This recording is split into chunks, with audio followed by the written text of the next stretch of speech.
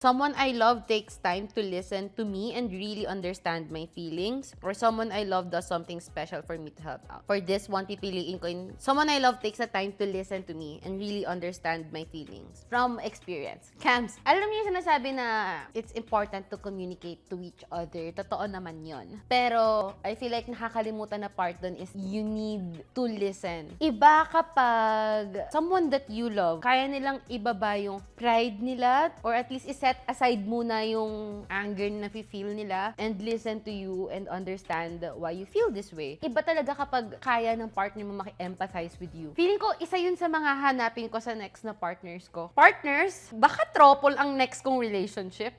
Confident ako na kaya ko yung gawin. Confident ako na kaya kong not necessarily like i-neglect yung feelings ko, pero kaya ko siyang i-set aside para pakinggan kita. Feeling ko yun yung gusto ko na makuha din sa partner ko. Kasi, ang hirap kapag parehas kayong like nagto-talk lang and then walang na-absorb.